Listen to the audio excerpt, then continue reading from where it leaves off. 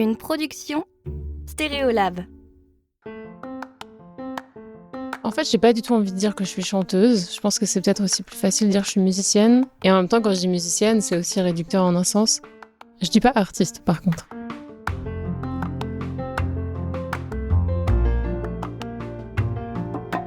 Ça fait pas longtemps, en fait, que dans ma tête et dans la tête des gens, c'est devenu une profession et quelque chose de plus sérieux que simplement un grand amour pour la musique.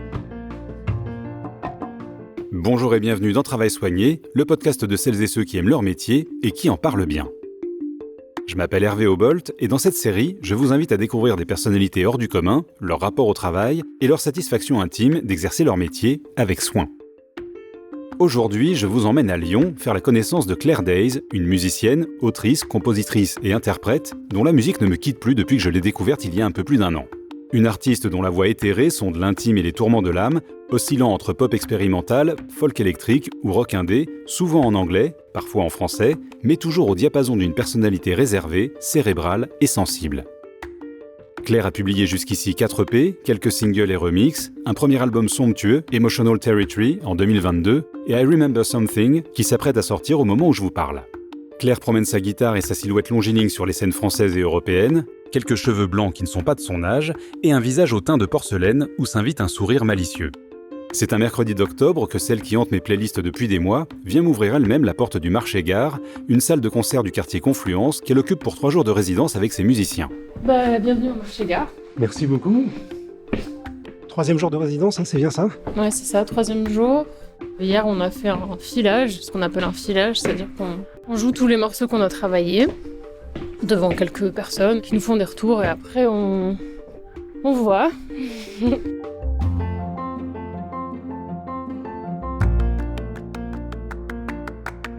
Aussi loin qu'elle se souvienne, Claire a toujours chanté.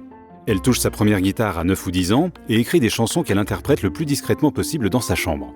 Plutôt douée à l'école, ses facilités en anglais la conduisent à quitter Aix-en-Provence pour décrocher un diplôme de traductrice-interprète dans une prestigieuse école parisienne. Si son amour des langues perdure, son travail dans les institutions européennes l'ennuie, tandis que sa passion pour la musique ne faiblit pas. À la faveur d'un déménagement à Lyon, Claire entreprend d'intégrer ce milieu dont elle est restée jusqu'ici étrangère. Mais rendre son travail public va tellement à rebours de sa personnalité que sa musique aurait très bien pu ne jamais quitter l'intimité de sa chambre. Fort heureusement, Claire a surmonté sa timidité pour que son travail d'artiste devienne un vrai métier. Pour moi, longtemps, la musique, c'est un peu mon secret, quoi. Enfin, même quand j'étais ado, en fait, toutes mes copines et mes copains savaient que je faisais de la musique et que j'écrivais des chansons. Mais comme j'écrivais des chansons sur des choses très personnelles, et puis je fais une musique qui est assez introspective, qui est plus calme que d'autres musiques en tout cas, j'avais l'impression que pour moi c'était très intime. Et comme je suis très pudique, c'était compliqué de dire « Ah oui, en fait, j'écris des chansons, mais en fait, je vais jamais les faire écouter parce que je suis trop pudique. » Donc ça restait très confidentiel pendant longtemps. Et j'ai mis du temps à me dire « J'écris des chansons, je les partage avec les gens et j'ai pas à me sentir honteuse en fait de partager quelque chose qui est aussi personnel. » Ça fait pas longtemps en fait que dans ma tête et dans la tête des gens, c'est devenu une profession et quelque chose de plus sérieux que simplement un grand amour pour la musique. Moi, ce moment un peu charnière en 2017 où je ménage à Lyon et je commence à vraiment faire de la musique. Moi, à ce moment-là, je connais pas du tout les codes du milieu, à la fois du milieu de la scène, mais aussi du milieu de la musique enregistrée. Je connais pas quels sont les partenaires qu'il faut trouver. Je pense que je fais plein de faux pas, mais dans ma démarche, je reste très pro, parce que c'est comme ça que je suis, en fait. Enfin, je pense dans tout ce que je fais, quand je mets mon cœur à l'ouvrage, j'essaie de faire ça bien. Enfin, en tout cas, c'est aussi un problème, hein, à d'autres égards, c'est que vouloir toujours faire bien et tout, ça peut être épuisant. En tout cas, moi, dès ce moment-là, j'essaie quand même de faire les choses bien. Donc, je suis devenue intermittente en 2022. L'intermittence, aux yeux de tout le monde, hein, c'est vraiment... c'est plein de choses, mais c'est aussi un statut professionnel et social. Donc, les gens se disent « Ah, donc tu vis de ta musique. Ah, donc tu es vraiment musicienne. Donc ça, c'est bon, c'est ton métier. » Donc, les gens cochent une case comme ça. Mais pour moi, j'étais professionnelle avant de devenir intermittente. Je dirais 2-3 ans avant. À partir du moment où vraiment je me suis mise à répéter avec des musiciens pour faire des concerts, sortir de toutes les zones de confort dans lesquelles je m'étais bien lovée, parce que par exemple j'aurais pu rester faire de la chanson dans ma chambre toute ma vie et c'était très très confortable, d'autant que je suis quelqu'un de réservé, d'assez timide et tout, donc ouais, pour moi aussi une partie de La professionnalisation, c'était aussi simplement me dire, il va falloir s'ouvrir, en fait, ça va être obligé et ça va passer par rencontrer des gens, avoir des discussions, avoir des rendez-vous, solliciter d'autres personnes et les embarquer dans un projet qui doit être professionnel. Parce que sinon, ça reste juste un hobby et c'est très bien de faire ça simplement pour le plaisir de le faire sans ambition professionnelle. C'est simplement que, visiblement, moi, c'est pas la voie que j'ai choisie.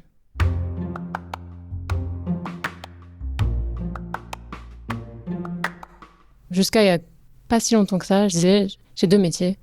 Je suis musicienne et traductrice. Ça fait quelques années, là, maintenant, c'est peut-être 3-4 ans que je dis aussi musicienne. Je dis pas artiste, par contre. En fait, j'ai pas du tout envie de dire que je suis chanteuse. Je pense que c'est peut-être aussi plus facile de dire que je suis musicienne. Et dans ce cas-là, on me dit « Ah, quel instrument ?» Et je dis « Je suis guitariste. » Et après, je dis « Et je chante aussi. » C'est toujours dans cet ordre-là. Parce que, je sais pas, c'est vrai que chanteuse, ça me parle pas énormément. Ce serait réducteur. Et en même temps, quand je dis musicienne, c'est aussi réducteur en un sens. Je me sens tellement attachée à ma guitare, honnêtement, que j'ai l'impression que la guitare est greffée à mon corps, en fait, quand je fais de la musique, que j'ai du mal à dire juste chanteuse. Je suis jamais sur scène avec un micro dans la main sans guitare. D'ailleurs, quand ça m'arrive, je suis mal à l'aise. Comme la guitare fait partie de mon rapport à la musique et mon rapport à l'écriture, j'ai du mal à la supprimer de l'équation.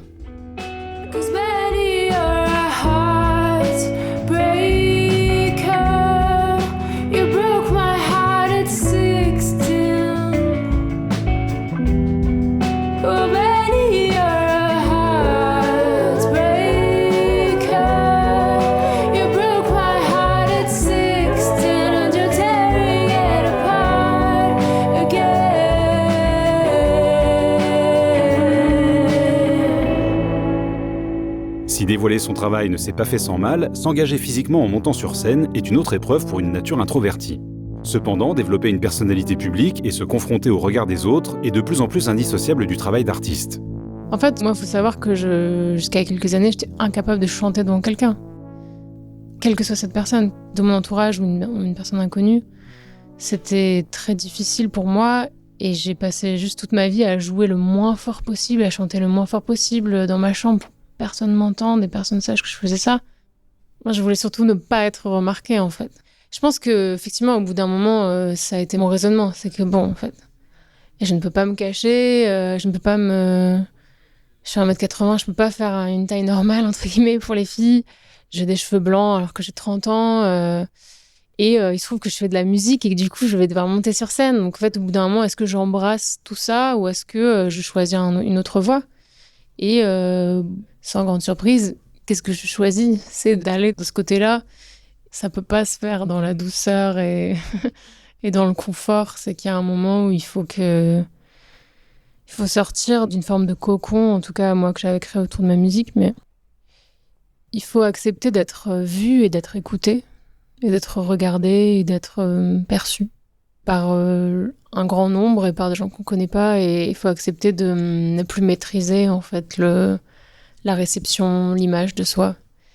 Et ça, c'est un long travail, c'est un long processus. C'est pas toujours évident. Moi, je fais des concerts depuis que quelques années, donc en fait, j'ai vécu aussi par ailleurs, 25 ans en ne faisant jamais de concerts, en n'étant jamais exposée de cette façon-là. Et à partir du moment où on passe dans un métier où il y a une part de représentation qui est grande, il y a il y a un truc qui se brise, quoi, et qui est, ok, en fait, maintenant, je m'expose, je suis exposée à l'adoration, mais aussi à la détestation, ou à la critique, ou à l'humiliation. Et à un moment, il faut accepter que ça fait partie du métier et voir comment est-ce qu'on se protège si on ressent un besoin de protection. Mais je vois pas qui ne peut pas avoir un besoin de protection face à ça, en fait.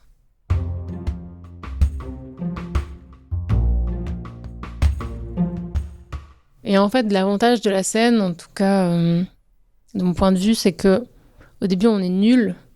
Alors moi, j'étais nulle, quoi, de la même façon que quand on commence un instrument, on est maladroit, on comprend pas bien, on a du mal à appréhender son corps. Quand on monte sur scène, voilà, il y a une question de l'espace, qu'est-ce qu'on fait de son corps ? Est-ce qu'on bouge ? Est-ce qu'on regarde les gens ? Tout est différent de la vraie vie et tout est mis en scène et Il y a beaucoup de maladresse, il y a beaucoup de questionnements, de doutes. Au début, c'est difficile et en fait, plus on en fait et plus on discute avec les autres aussi. Et plus on se rend compte qu'il y a des choses très simples qu'on peut faire pour se sentir bien sur scène. Il y a des phrases qu'on peut se répéter, des points fixes qu'on peut regarder dans le public sans avoir à faire du eye contact avec des inconnus. Et en fait, on peut créer des routines et au bout d'un moment, on peut juste être heureux de jouer ses chansons sur scène. Et si on arrive à ce stade-là, c'est génial. Bien sûr, c'est pas le cas tous les soirs, pour plein de raisons, qui sont aussi qu'on est des êtres humains, qu'on est fatigué, qu'on est malade, qu'on est triste, qu'on n'a pas envie de chanter cette chanson parce que ça nous rappelle quelque chose, ou parce que quelqu'un est dans la salle, ou parce qu'on fait des crises d'anxiété, ce qui est mon cas, ou parce qu'on a des problèmes de santé. Enfin, on engage notre corps et notre tête, quoi. Donc, c'est pas toujours évident.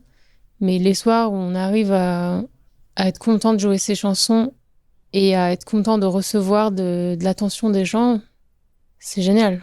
C'est bon. Ça, ce soir-là, c'est un bon soir. Quand on va aller se coucher, on va réussir à dormir. Et le lendemain, on va pas se sentir tout bizarre d'avoir fait un truc social étrange la veille. On va se dire, ah, j'ai fait un concert, j'ai transmis ma musique, les gens l'ont reçu, ils avaient l'air contents. C'est super, j'ai fait mon job et je me sens bien. Mais revenons au cœur de la vocation de Claire, à ce besoin irrépressible de s'exprimer par la chanson qui remonte à l'enfance, à un apprentissage autodidacte de l'écriture et de la composition qui, si elle ne se déclenche pas sur commande, répondent à un processus créatif immuable. Ça fonctionne globalement toujours de la même façon, qui est une façon que je ne peux pas préméditer. Je ne peux pas me dire, je vais me mettre à ma table et écrire une chanson. Ça marche pas comme ça, mais ça marche toujours. En gros, je suis en train de faire quelque chose, j'entends une phrase où je pense à quelque chose, ou alors il m'arrive quelque chose. Bref, donc je suis immergée dans la vie, quoi. Et il y a un déclencheur qui fait que je ressens une émotion ou que j'ai une idée. Et là, il faut, si possible, que ma guitare soit à côté de moi ou pas très loin pour que je puisse la prendre et essayer de tirer sur cette émotion ou cette idée. Et donc, ça se passe en même temps dans ces moments-là. Si, par chance, ma guitare est avec moi, j'ai la guitare entre les mains, je trouve un papier, un crayon, et je me mets à écrire des paroles tout en jouant et en chantant. Enfin, voilà. Donc, je joue, je chante, j'ai fait les paroles. Normalement, tout se fait en même temps. Normalement, c'est comme ça. Sauf que, bien sûr, il y a des moments où j'ai pas ma guitare, même si c'est rare maintenant, parce que je voyage toujours avec et que... Mais bon, il y a des moments où j'ai pas ma guitare. Donc, avant, c'était toujours du papier, mais en fait, maintenant, je prends mon téléphone parce que je trouve ça très pratique. Soit j'ai une idée de mélodie, donc je l'enregistre vite fait sur mon téléphone, soit j'ai une idée de parole ou de truc, donc j'ouvre une note et j'écris ça. Et j'ai qu'une hâte, ensuite, c'est de vite rentrer chez moi ou de vite retrouver une guitare pour pouvoir essayer de me replonger dans cette sensation que j'ai eue et de la développer pour que ça puisse devenir une chanson. Donc voilà, c'est dans ce sens-là. Rarement, mais ça arrive, j'écris un texte sur mon téléphone sur quelque chose et ensuite j'arrive à le mettre en musique, mais ça c'est plus rare. Parce que justement, il y a cette préméditation. Enfin, il y a cette idée, tiens, j'ai un texte, je vais en faire une chanson. Ça, en général, ça marche pas beaucoup avec moi. Il y a une mélodie que je joue en ce moment, je sais pas trop ce que ça va devenir. Donc là, je désaccorde ma guitare parce que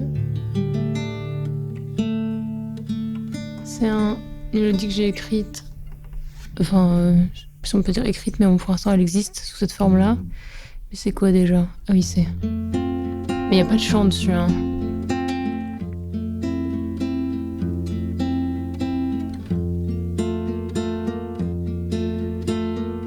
Enfin, il n'y a pas de chant, il y a des...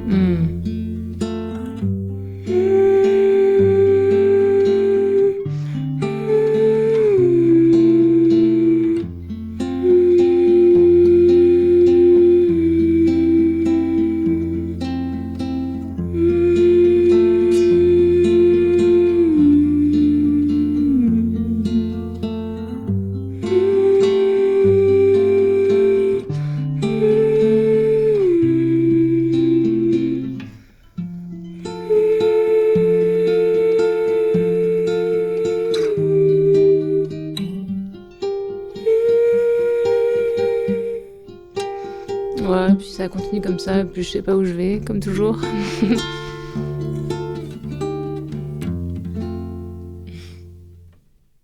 Ce qui nourrit le travail de Claire, constamment tiraillé entre l'intime et le partage, c'est aussi la collaboration avec ses amis musiciens qui succèdent à l'écriture en solitaire. En fait, le travail en solitaire, de mon côté, en tout cas du côté de la musique, c'est écrire des chansons. Écrire des chansons, écrire de la musique, les enregistrer chez moi, réfléchir à des arrangements et tout. Et ensuite, effectivement, soit envoyer ce que j'ai enregistré à mes musiciens, soit on se retrouve dans un endroit, je leur fais écouter, on essaie des choses ensemble. Les deux sont très différents, en fait. Je pense qu'il y a quelque chose qui, pour moi, est très facile dans le fait d'être seule chez moi et de faire les choses de mon côté, parce que c'est une question d'habitude. Mais les années aidant, et les rencontres aidant, et l'approfondissement des relations au fil des années avec les personnes avec qui je travaille aidant, maintenant, je trouve ça très, très agréable, en fait, de faire ces 3 jours de résidence avec mes musiciens, de discuter de comment est-ce qu'on commence le morceau, comment est-ce qu'on le finit, qui fait quoi. Mince, cette partie, ça ne marche pas.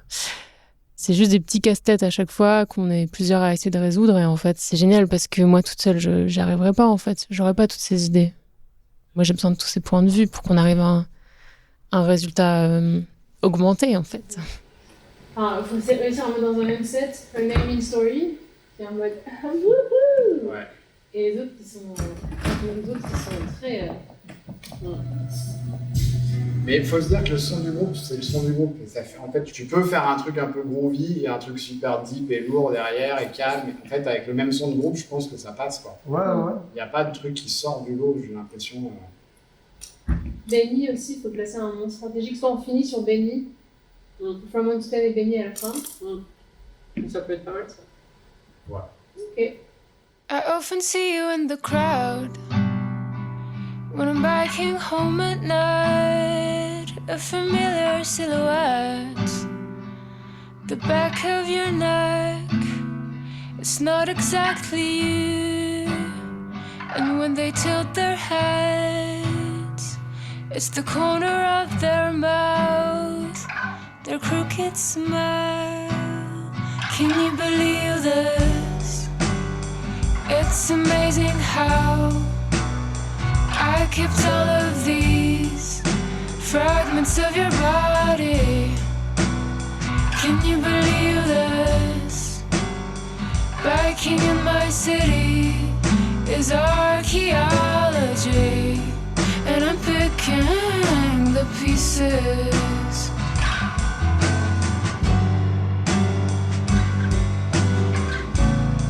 And I'm picking the pieces.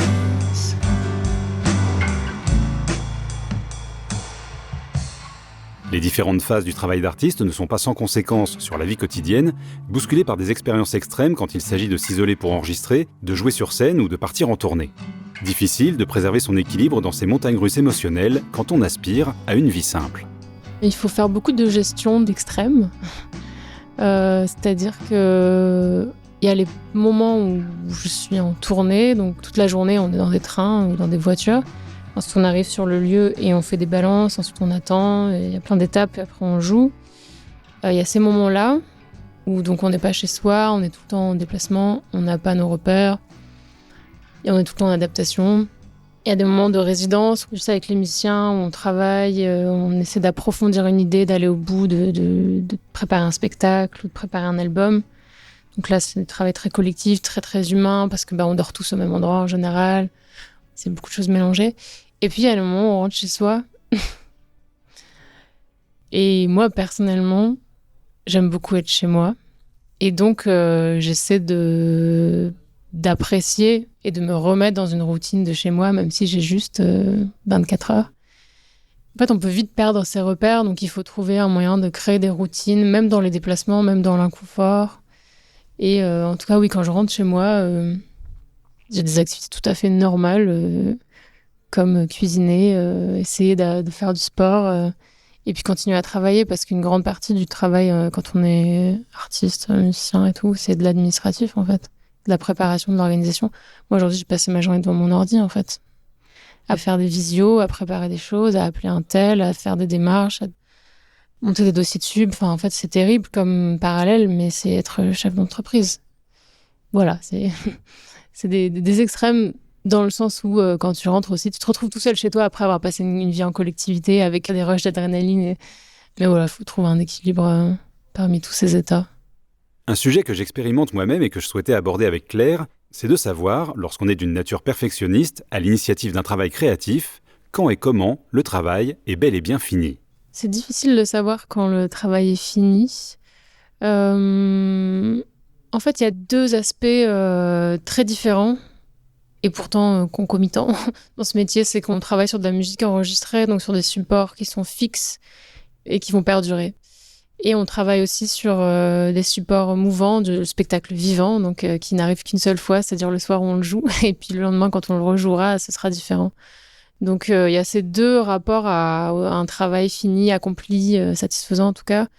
Pour ce qui est de la musique enregistrée, c'est très difficile de mettre un point final. Heureusement, il y a des étapes un peu clés qu'on suit tous, c'est-à-dire que j'imagine, on est tous à un moment en train d'écrire un morceau, puis ensuite d'essayer de l'arranger, de l'enregistrer, puis de le mixer, et enfin de le masteriser, qui est la dernière étape vraiment de travail sur l'enveloppe sonore. Et donc ces étapes font qu'à un moment, on sait qu'en fait, on ne peut pas revenir en arrière. Et heureusement qu'on ne peut pas revenir en arrière, parce que sinon, on le ferait sans cesse. Voilà comment on sait qu'un support enregistré est terminé. Mais parfois, ça prend 10 ans, parce qu'on passe 4 ans sur le mix, ou parce qu'on n'est jamais satisfait, ou parce qu'on refait. Moi, je passe pas 10 ans sur les trucs. Et j'essaie un peu de resserrer la temporalité, parce que je trouve ça très difficile à gérer sur le long terme, de se dire que j'enregistre un truc, et puis après, pendant 6 mois... j'attends pour qu'il puisse être mixé. Enfin, c'est trop long, en fait. Moi, ça me laisse le temps de désaimer, entre guillemets, ce que j'ai fait, de douter, de faire écouter à quelqu'un qui me dit « Ah, ça, c'est pas ouf ». En fait, je suis trop influençable.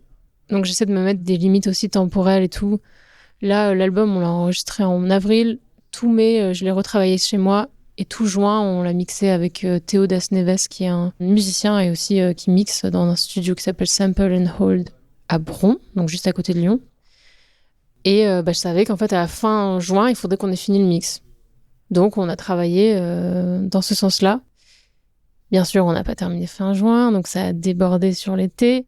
Mais je savais que la fin de l'été, il fallait que ce soit fini. Bon, voilà, c'est des bornes temporelles. Donc ça, c'est pour la musique enregistrée.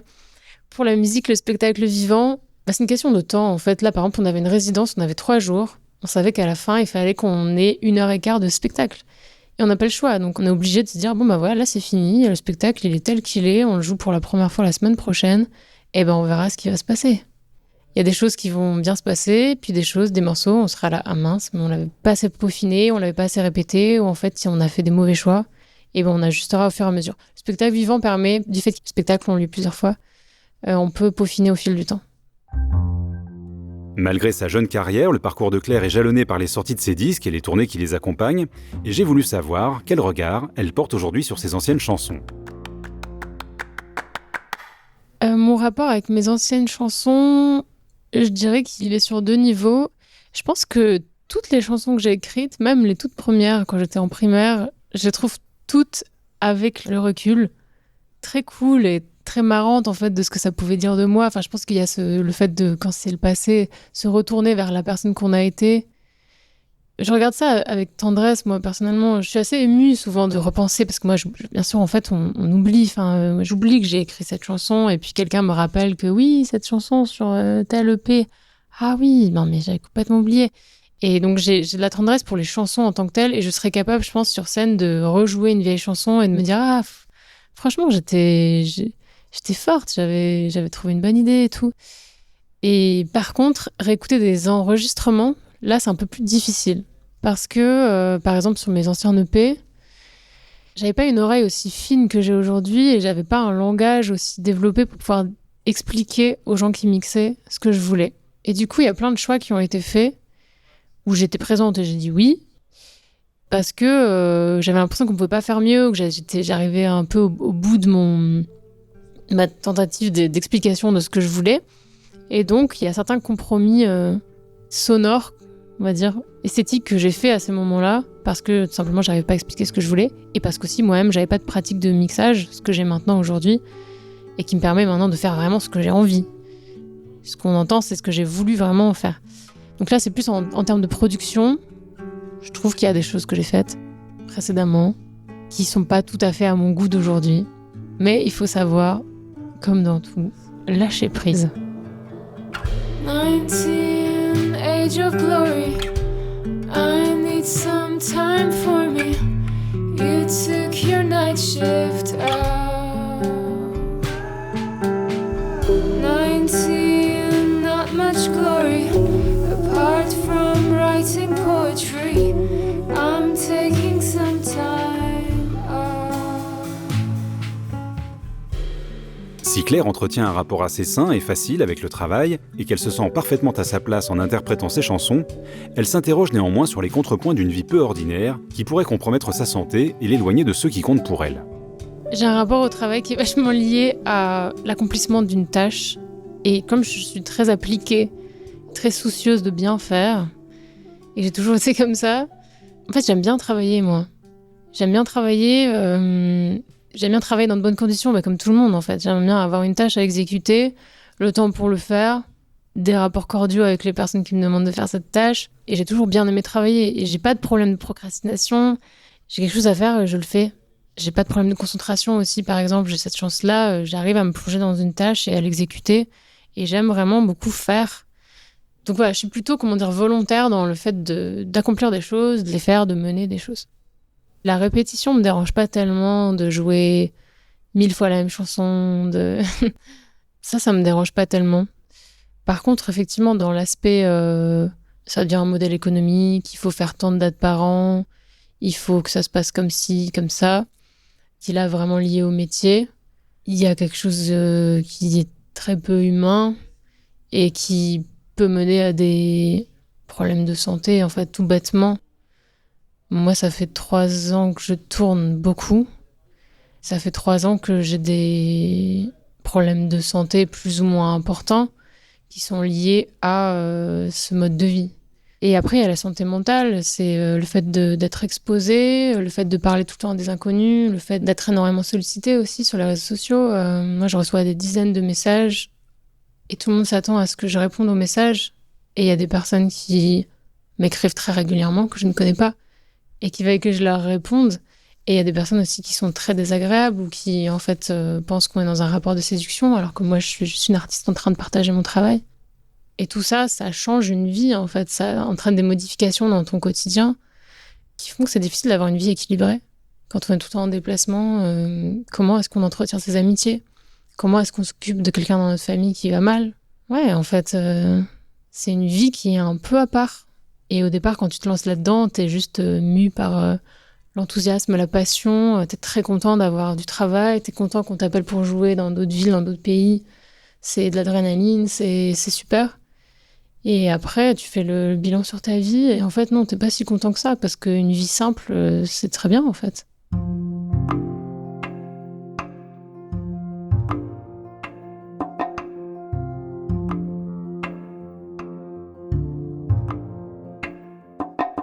Moi, là, je me sens à ma place.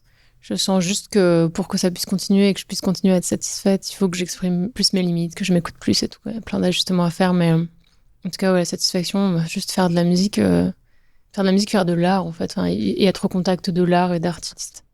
C'est la réalité, mais en plus belle, en fait. Enfin, c'est juste rendre le monde beau pour moi, faire de l'art, et rendre le monde sensible et toucher aux émotions. Moi, je compte faire ce métier-là toute ma vie parce que c'est ce que je kiffe faire. Et en fait, à chaque fois que je finis un album, j'ai déjà des idées pour 2-3 autres EP ou albums. Donc à chaque fois, je me relance dans un truc.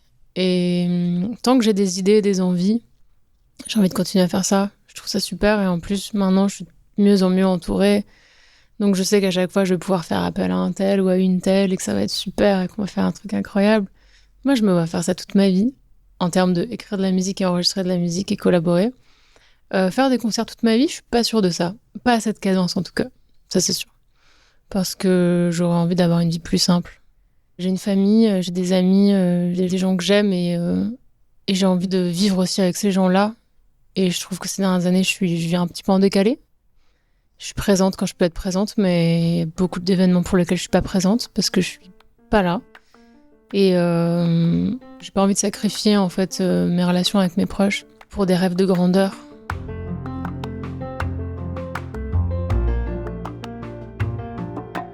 Claire est de ces artistes qu'on aime faire découvrir autour de soi. J'espère donc que cette musique qui a touché mon cœur trouvera le chemin du vôtre, car la mélancolie de Claire peut s'avérer d'un grand réconfort. Mille merci à Claire de m'avoir accordé sa confiance et à ses musiciens Chloé, Cyril et Rémi pour leur accueil. Si vous avez aimé cet épisode, montrez-le sur votre plateforme d'écoute préférée. Un abonnement, 5 étoiles et un commentaire si votre application le permet sont